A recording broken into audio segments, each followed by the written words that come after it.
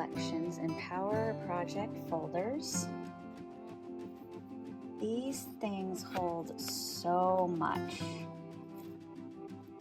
I have one collection with stickers, the map packs, embellishments, and in the back I have the laser borders, gorgeous borders. What I like to do with these is sometimes I will combine more than one collection if it's sort of coordinated in colors or styles, and I just put the name of the collection and pictures. Sometimes there's like a little graphic that goes with the collection, and I just put those in these little tabs here,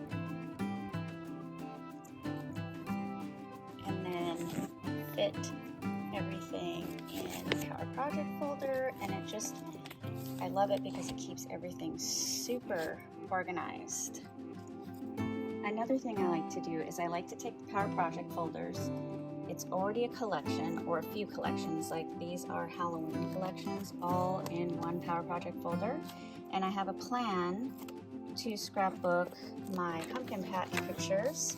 So I put the pictures in Power Project folder all together, the ones that I've picked out, and I have a plan of what I'm going to do with the pictures and the paper and the stickers. A lot of times I use Scrapbook and Cards Today, and I pick a layout that I saw in there to inspire me, and just write down the page number and which magazine it was, or if it's a Pinterest idea, I save that and I just print it out. I put it in my Power Project folder, I put the pictures in, and now you're all ready to go for that layout. Now this is a lot, and the only reason why I have a lot in here is I'm not going to take it out and have another Power Project folder. I have done that, where I'll take a Power Project folder just for the layout I'm going to do, and I'll put the paper and stickers in there. But it saves time that this is already together. I just add my photos and I add my idea, and then I go to the next one. For example, this, talk about how much they can hold. Let me show you. I really liked this collection, Boho Escape. I was in love with it. So look how much this Power Project folder is holding.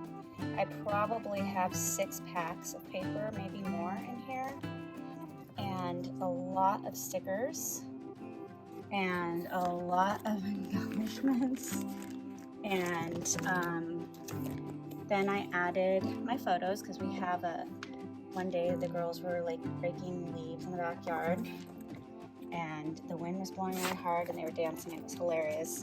And so I have the photos in there, I have the collection, and I have my idea drawn out so that when I go to my scrapbook retreat or I go to a crop, I'm all ready to go.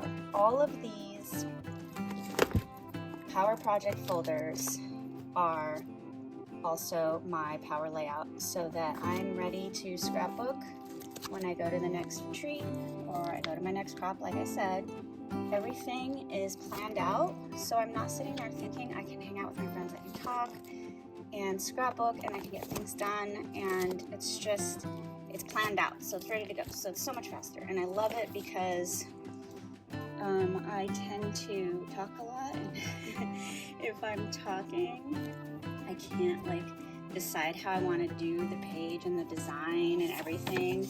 Here's another one where it's just a one page, and here's my little idea, and then here's the pictures. It's just a little church hoedown that took place, and so with that collection I have sort of country, rawhide.